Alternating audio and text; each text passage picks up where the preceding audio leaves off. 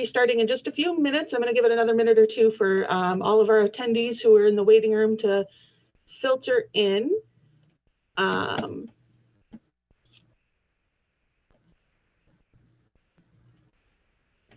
Let me know if anyone's having any issues hearing us or seeing the screen. I think we're okay. Everything looks good on my end, but just to make sure.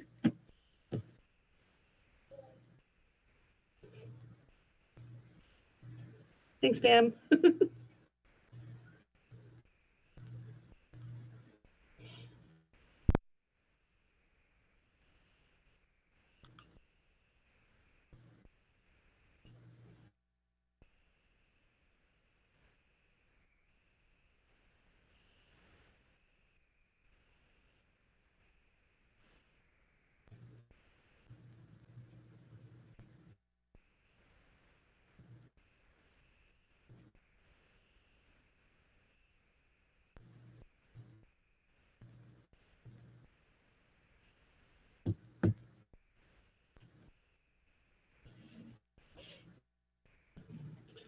All right, well, we are at noon, so I think I'll go ahead and get started. So we have plenty of time for our program today. So good afternoon. Thank you for joining us for today's Lunch and Learn, Florida's Fauna and Folklore.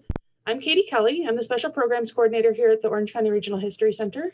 I'll share a little bit of information about our organization for anyone who may be attending a Lunch and Learn for the first time. The History Center is located in downtown Orlando. We offer 3 floors of permanent exhibitions, renowned special exhibitions from the Smithsonian, and a variety of interactive, unique experiences and programs for guests of all ages. While the History Center is partially funded by Orange County, donations to the Historical Society of Central Florida are vitally important to the center's ability to serve the community and continue to fulfill our mission to serve as the gateway for community engagement, education, and inspiration by preserving and sharing Central Florida's continually unfolding story. Donations allow for the care and upkeep of the historic collection, presentation of special exhibitions, and offering innovative programs. I'm going to put a link in the chat for anyone who's interested in supporting us and supporting the museum and the Historical Society, and there are a variety of ways that you can do that. Today's program is being facilitated as a webinar, so that means that attendees do not have access to your video and audio. We will save some time at the end for questions, so please feel free to put any questions that you have for our presenters in the chat as they come to you, and we'll address those at the end. Today's program is part of our series of Mythic Creatures programming, inspired by our current temporary exhibition, Giants, Dragons, and Unicorns, The World of Mythic Creatures, which will be running through January 23rd. I'll share some information at the end of the session about other great programming that we have in this series. So without any further ado, we want to make sure we have plenty of time for our presentation today. So I'm going to go ahead and turn things over to our presenters today. Our program today is being facilitated by our research historian, Melissa Procco, and our chief curator, Catherine Duffy. So Melissa and Catherine, please feel free to take it away. Thank you, Katie. Thank you, everybody, for spending your lunch break with us. We are excited to share a little bit about some of Florida's fauna and folklore. Unfortunately, we're not able to fit it all in as much as we would like, but there are still some really interesting tidbits, factoids, and even an interactive experience at the end. So please hang on if you can for that. As Katie mentioned, today's Lunch and Learn will share depictions of Florida's famous fauna and how these stories and interpretations can permeate and spread into popular culture, whether those are interpretations that are accurate or inaccurate, as we will see. As Katie also mentioned, that this presentation is part of our Giants, Dragons, and Unicorns, The World of Mythic Creatures exhibition programming, which is now open in our second floor gallery. We highly encourage you to visit the exhibition. It includes various interpretations and stories of mythic creatures from around the globe, including dragons, mermaids, sea monsters, unicorns, and many, many more. And we also have a local creature feature in the exhibition. We talk about local mascots that are inspired by some of the mythic creatures, mermaids from Weeki Wachee Springs State Park, the skunk ape, and more as well. There are several interactives throughout this exhibition. It's very family friendly, and we have some free days coming up, which Katie will share at the end of the presentation. So without further ado, let's get started on our first creature, which is the American alligator. So just a quick overview of the alligator. Its closest relatives can be found living over 100 million years ago in the Cretaceous period. And for about 8 million years, the modern day alligator has been living on Florida soil, largely unevolved. So it's very, very old. When Spanish explorers who first encountered the creature, they named it El Lagarto, which means the lizard, but humankind's relationship with the freshwater reptile can be traced back for millennia. They appear in many traditional stories and folklore in Florida, and today, the American alligator is so popular that it's the official state reptile of Florida and Louisiana and Mississippi. To bear with me, I have like 5 screens going, so every transition is a little slow. So we're going to examine some of the folklore and depictions of the American alligator over centuries of storytelling. And we are going to start in the 16th century with Fort Caroline. So Fort Caroline was established in 1564 by the French. It was located along the St. Johns River near what is now Jacksonville. And the reason our story begins here is because an artist and cartographer named Jacques Lemoyne traveled to Fort Caroline, where he lived, and studied his surroundings. He created drawings, illustrations, and watercolors of what he saw, including the Timucuan people and their daily lives, as well as all of the flora and fauna and natural world. Now this is Theodore de Bry, and it's commonly believed that Lemoyne's watercolors were used by this engraver we see pictured here, de Bry. De Bry and his sons published a multi-volume series of these engravings based on Lemoyne's work and other images of the New World. It was ubiquitously spread across Europe and beyond. But de Bry himself did not travel to the Americas, and the engravings he was basing his illustrations on were almost 30 years old by the time this multi-volume series was published.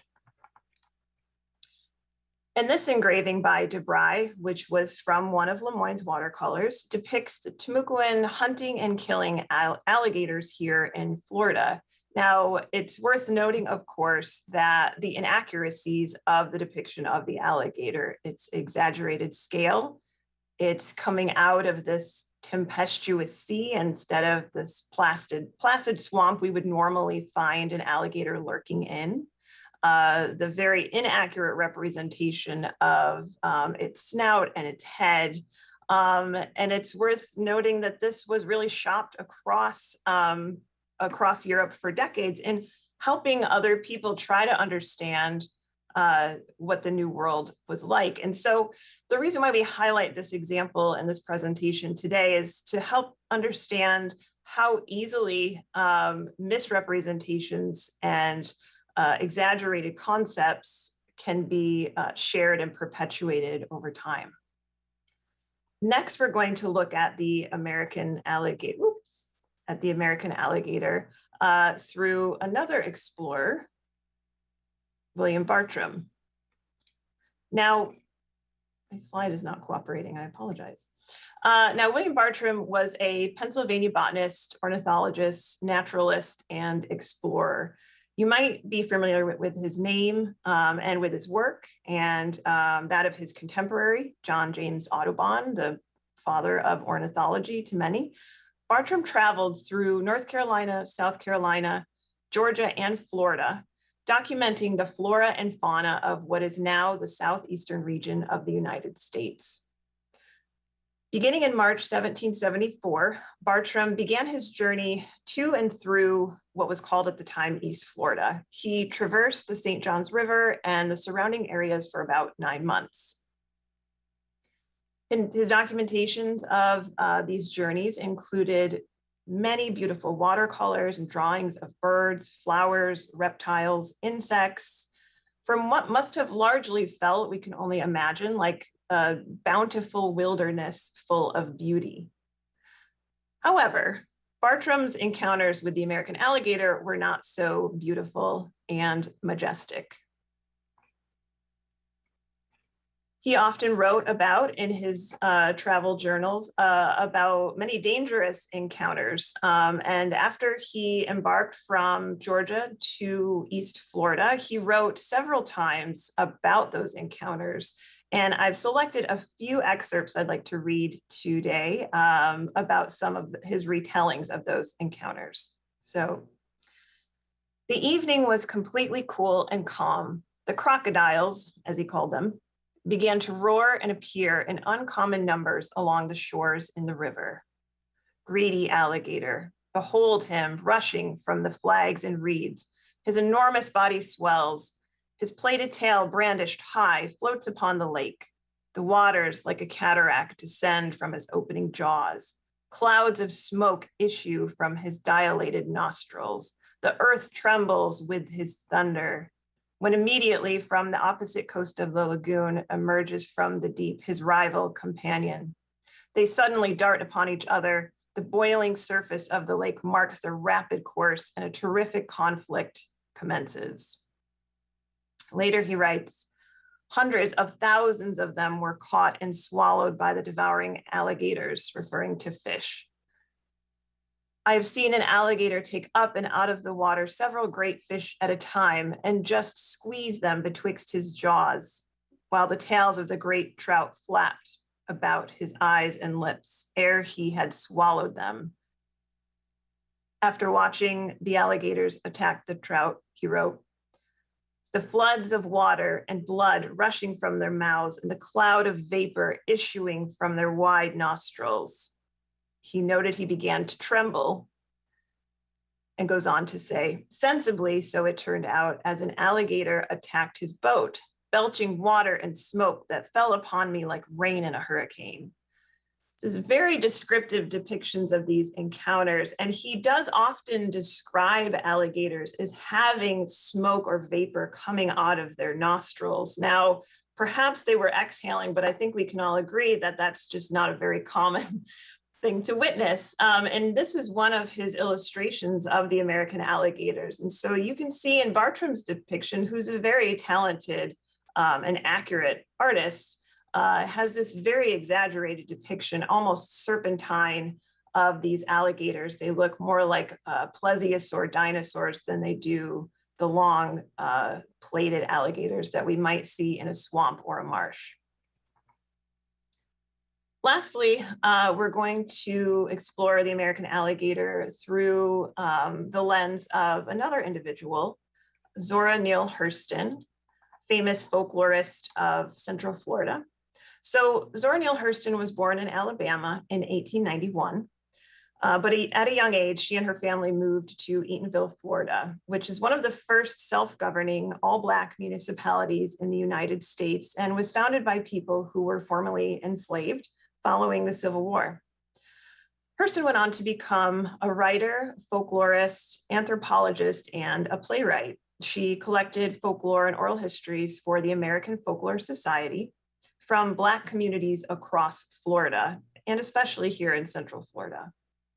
Many of these stories can be found in the Library of Congress, and in fact on their websites. A lot of the oral histories you can listen to today. Hurston,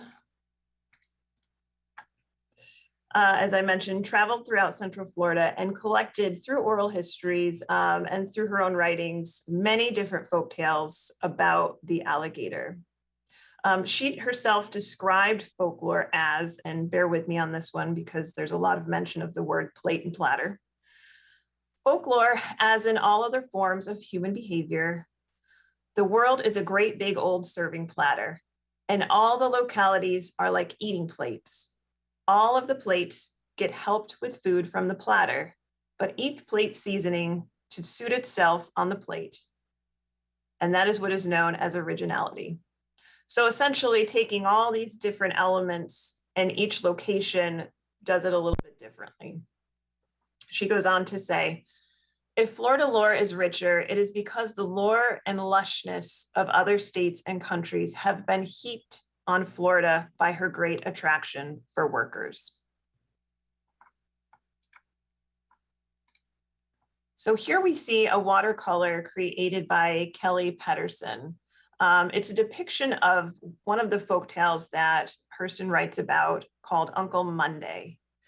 This story was collected by Hurston and describes Uncle Monday as a voodoo priest in Africa who has the ability to transform into a crocodile.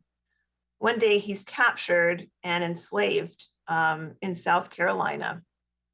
He eventually escapes to live among the Seminole people in Florida, continuing to be able to turn himself into an alligator at will. Stories of his powers travel, and a woman named Judy Bronson, who also practiced magic in her own way, claimed she was as strong as Uncle Monday and that she could undo any spell that he cast. So to teach her a lesson, he brought her to a swamp and set an alligator to guard her. As day turned into night, terrified Judy eventually confessed that his magic was greater, and she was eventually found and returned to her home by the townspeople. So a lot of these tales that Hurston writes about, many of them, I should say, do have come from stories of African descent or have some mention of that. Other folk tales that she's documented that we don't have time to go through all today, but include how the gator got his mouth, how Brer Rabbit got his tongue worn out, and how the gator got black. And so you'll in a lot of these tales, you'll also see this character of Brer Rabbit and Brer Gator and their interactions with each other. So next. So now we're going to discuss the Florida Panther a little bit. So Catherine has control of the slides, so I apologize if I have to take a break every once in a while to let her know when we're ready to go to the next one. So the Florida panther is actually one of more than 25 species of puma. The scientific name is Puma concolor cori, and concolor means one color in Latin. The subspecies name cori comes from naturalist and hunter Charles Barney Cory, who is pictured here. He first named the Florida panther Felis concolor floridana, but since that was already used for a subspecies of bobcat, it was later changed to Felis concolor cori in honor of Cory. And then the Florida panther was later reassigned to the genus Puma. Now, Cory described panthers as comparatively shy, and he has an incredibly descriptive account of panther hunts. And unfortunately, while Catherine has these great accounts and stories of alligators, for panthers, they tend to be mainly stories of hunting them, which can get quite disheartening after a while. But this panther that Cory is pictured with here, he describes in the story of the panther hunt how she ran a short distance before climbing up a tree, and how she, quote, was quite ugly, charging the dogs savagely whenever they approached her. And he continues to use the word ugly to describe the panthers that he is hunting in his stories. So this panther that he's pictured with was a female, and she was 7 feet from nose to the tip of her tail. But now females typically will measure around 6 feet, and they'll weigh between 50 and 115 pounds, while male panthers can measure nearly 7 feet and weigh between 100 and 160 pounds. So adults are a uniform tan color, which is where that concolor, one color in Latin, comes from in their name. They have lighter fur on their lower chests, belly, and inner legs, while Florida panther kittens are gray with dark spots that will gradually fade as the kittens grow older. Typically, those spots will be nearly completely gone by the time they are 6 months old. Panthers will select their habitat based on the availability of prey. So they'll select habitats that make their prey vulnerable to stalking and hunting. So an ideal habitat for a panther would include a forested habitat, a marsh swamp, and some prairie grasslands. Panthers are strictly carnivores, so they typically hunt deer, hogs, raccoons, and other medium-sized mammals and reptiles. They will also stalk birds and even prey on pets or livestock. And then fun fact, panthers do not roar at all, unlike some other cats that they may be related to. Instead, they communicate through other sounds like growling, yowling, or snarling. So panthers were once abundant in the eastern United States, but as white settlers moved to Florida, they were considered a threat to livestock and resources.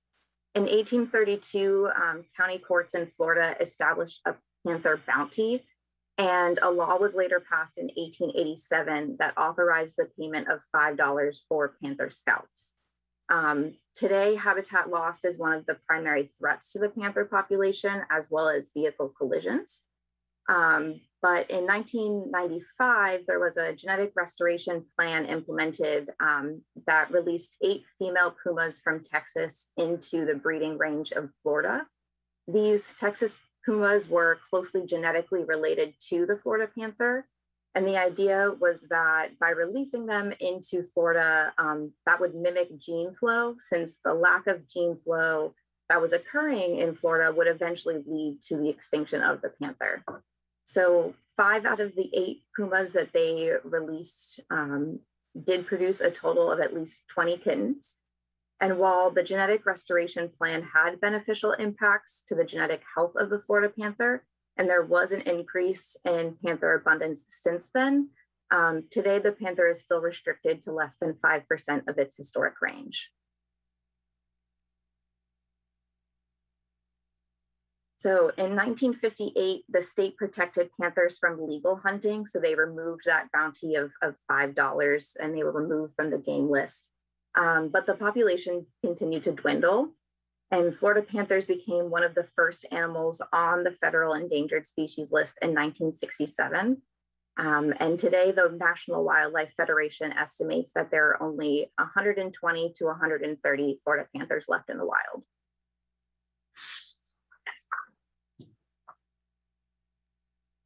So panthers are often a subject of folklore, and they do play a large role in the legends of the Seminoles. I tried to find a video of Seminoles telling their origin and creation story, which is really quite fascinating. But if you're interested in learning any more of that, I would recommend checking out the Apathy Museum down in Clewiston. There are also some great resources through the State Archives of Florida, including some recordings and videos of storytelling sessions from the Florida folk festivals over the years that you can access through Florida Memory.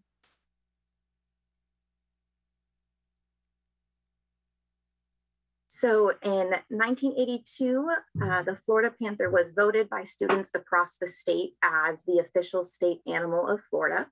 And a number of schools and sports teams have panthers for their mascots as well, from Florida International University to the Florida Panthers of the NHL down in South Florida. Locally, we do have the Dr. Phillips High School Panthers, but Orlando once had a Panther team of their own as well. So in 1966, the Continental Football League's Newark Bears moved to Orlando, and the team became the Orlando Panthers, and they played their games over at the Tangerine Bowl. The team was actually quite successful. They didn't finish a season with less than 10 wins, and they actually had 2 CFL championships. But due to financial difficulties, the team was dissolved in 1971. Before they were dissolved, however, they did make history by signing in 1970 Patricia Palinkas, who was the first woman to ever play on a men's professional football team.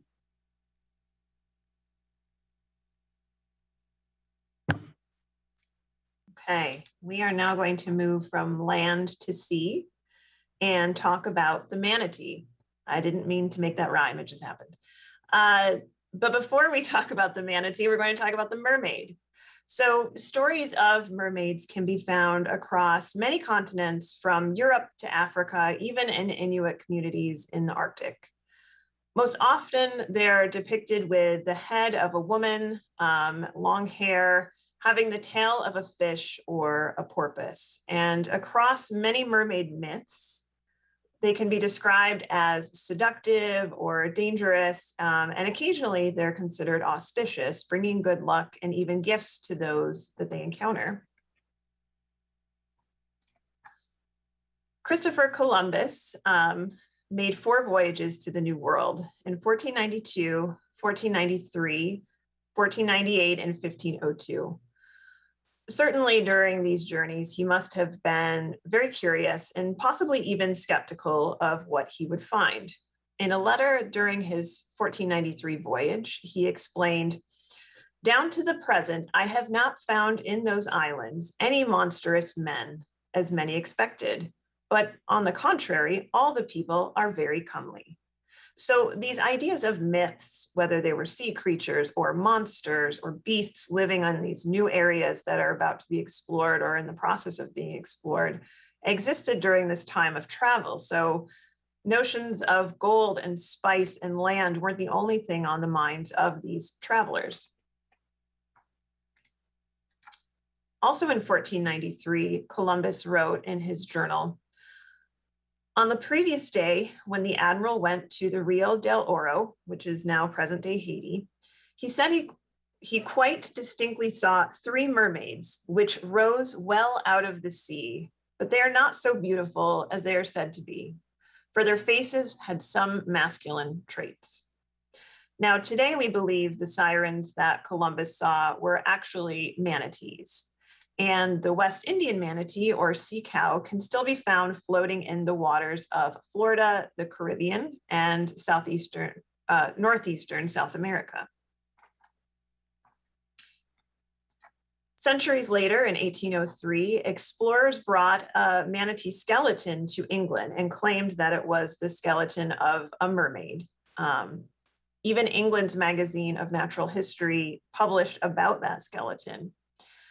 About 6 feet long, the lower dorsal vertebrae suggested the idea of powerful fish-like termination, whilst the 4 legs presented to the unskillful eye an exact resemblance to the bones of a small female arm. And certainly looking at this photograph of the skeleton of a manatee and a juvenile manatee, you can see how someone might misinterpret the bones as being possibly that of a mermaid, particularly looking at the phalange-like skeleton of the hands, the rib cage, almost like a human, but then tapers into the tail of a leg or the tail of a fish, or a dolphin. But of course, we know mermaids are not real. And actually, manatees are a close relative of the elephant. They slowly graze on the seagrass in the waters of Florida. And they are also listed on the endangered species list. They are listed as threatened. They often fall victim to boat collisions and propellers, loss of habitat, and deadly algae blooms. And today, much like the panther, they are one of Florida's most iconic animals. So before we move on to the final fauna of today's presentation, I encourage you to have your chat boxes ready because Melissa is going to quiz you.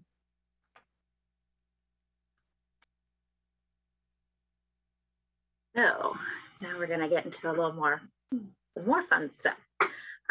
So the study of animals or cryptids that are not formally recognized by scientists is called cryptozoology. Florida's famous cryptid is the skunk ape, also known as the swamp ape. This creature, similar to Bigfoot or Sasquatch in North America, is described as a large hairy creature that walks on 2 legs. Sometimes there's even in accounts a description of a foul odor that resembles that of a skunk. So a skunk ape is a relatively new name for our mysterious cryptid. So early accounts of cryptids across North America often do sound somewhat similar and use a lot of the same terminology. So I'm going to read some accounts from over the years, and you can guess in the chat box whether it's a skunk ape or a Bigfoot sighting. All right, so to start off, we have this first one from 1900. It had the figure of a man about 4 feet high. It was stark naked and covered with short, shaggy black hair. We have 1 vote for skunk ape, 2 votes for skunk ape. Seems to be the general consensus.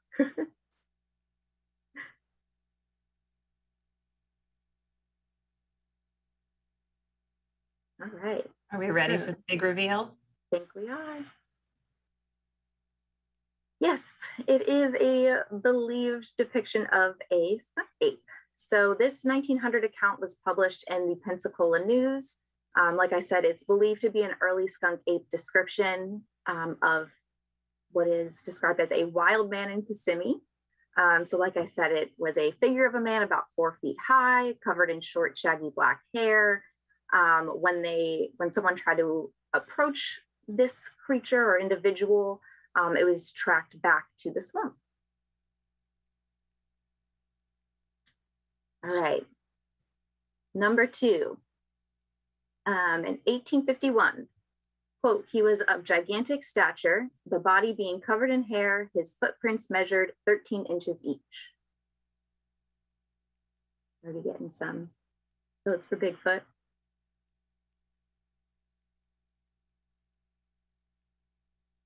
Are you ready, Catherine? So yes, I think this one was a little bit easier, but this is believed to be an early Bigfoot description. So this account describes an encounter in Arkansas. If I know it's kind of probably small to read, but it describes a creature that has an unmistakable likeness of humanity. And this is a wild man who, for many years in Arkansas, was often seen by hunters. And the description is often the same and often aligned with Bigfoot descriptions of today. All right, getting a little bit newer. So 1971, grayish, and it looked like it had sores on its body and face, had extremely long arms and fingers, very large feet.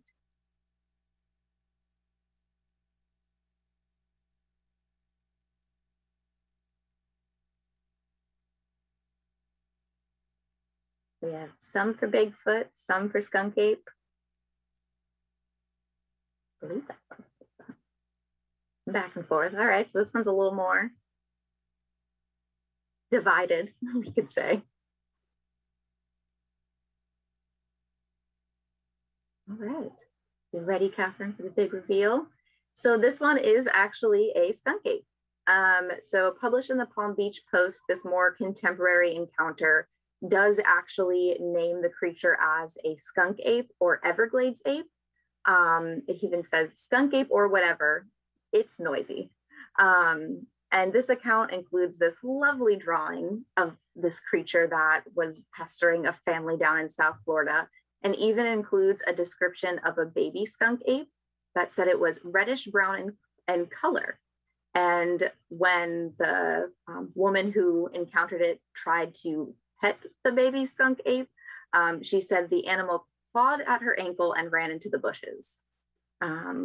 So probably one of the only descriptions of a baby skunk ape, but there's more than one. So last but not least, 1874, a ghost covered with hair and about the size of a horse.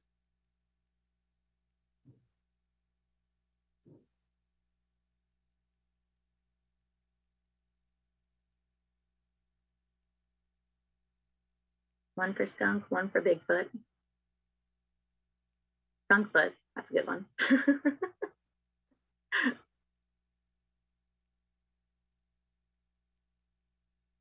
All right, another one that's a little divided. Okay, we're ready, Catherine. So this is another skunk ape. While not true to the typical skunk ape description, this is still believed to be an early encounter with Florida's mysterious cryptid. Though, as I mentioned, this one was from 1874. The first reported, or believed to be the first reported account of a skunk ape is from 1818. And that would have been up in North Florida. And it was a farmer who went into his cotton warehouse and saw a collection of 4-foot creatures covered in hair who had kind of taken home in on his land. So when he approached them, they ran away. I did not include that in this one, but this 1874 account of a ghost in Key West is one of the early accounts as well. All right, thank you everybody for playing. So regardless of if you believe in Skunk Ape or Bigfoot or Skunkfoot, as we've now named, there are many versions of mysterious cryptids all over the world. And even early tales of some animals we recognize today, such as gorillas or giant squids, excuse me, even started off as myths of their own. So with that, I will leave you with this quote from Jane Goodall, who said, "I don't know if these creatures exist. All I know is that everywhere I've been, there are tales of them and there are people who say they've seen them. So I'm not going," chat box is in the way. "So I'm not going to go out and say they're not there. There's something and it's very strange and I find it extremely fascinating." Great, thank you, Melissa. Thank you everybody for joining us today to share a little bit about our local wildlife and the stories that have followed them through the years. We would be happy to answer any questions if you'd like to type them in the chat box. Can you hear me, Catherine? Yes. Okay. So while we wait for everyone to put their questions in the chat box, if anyone has them, I do have a question. In your research, either you or Melissa in your research, have you come across any other cryptids that are known in Florida or that are believed to live in Florida, or is skunk ape really our claim to the cryptid world? It's hard to say because, as I mentioned, since skunk ape is a relatively new term, I think that's kind of what's been coined as anything that would fall under a cryptid description. There was one of a swamp yeti, I think, at one point, but I don't know if that name ever really stuck. I think swamp ape was kind of the one that really held the most, and people associate that with Florida. Yeah, there are mentions, but nothing as ubiquitous and common as the skunk ape, for sure. Gotcha. Great question. All right. Well, I haven't seen any other questions come through, so just a lot of thank yous and a lot of "we enjoyed the program," so that's always great. We appreciate those as well. So I guess we can go ahead and wrap up. If you want to put up our last slide there. Okay, so thank you so much to Catherine and Melissa for leading our talk today. I also want to thank everyone who attended. We hope that you enjoyed our program. We do these lunch and learns every month, so they're the first Friday of every month. Next month we will be doing, you can see on your screen there, it's the second program listed. That's next month's Lunch and Learn, Finding the Fountain of Youth, the Truth Behind the Myth. So right now we are covering all things mythical in our programming. So here are just a few highlights of things that we have upcoming. So this, next Saturday, the 13th, Dr. Lou Vickers, who is one of the authorities on Florida tourism in our state, she's a scholar. She'll be leading a talk about Weeki Wachee Springs and their mythical mermaids for us. That is free and it is also virtual, just like today's program. I already mentioned the Lunch and Learn we have on the screen there. Saturday, December 4th is a great opportunity to come see the exhibition. If you haven't, that's a free day. And for those of you who have kiddos, this is a really family-friendly exhibition, although it is great for adults too. But on that day in particular, we will have some activities for families, activities for all the kiddos that you may want to bring. But if you don't have kiddos, please just still come and see the museum and the exhibit for free that day. And then on December 12th, a program that I'm personally very excited for, it's the kickoff to our Mythical Morning series. We'll have 3 sessions. And the topic for December 12th is dragons. So we're hosting Dragons and Drafts. So that's a fun 21 and up program. You can find information about all of these programs and the plethora of other things that we have going on at thehistorycenter.org/events. So I encourage you all to check that out. I encourage you all to go to our website and find out everything that we're doing, because we're doing lots of great things. And with that, I think we can go ahead and sign off. Yeah. All right, well, thanks Thank you, everyone. everyone. I'm going to throw a couple of links in the chat. So I will leave this up for just another minute so anybody can grab those that wants to. But Melissa and Catherine, please feel free to go ahead and log off whenever you need to. Thanks. Okay. Thank you so much.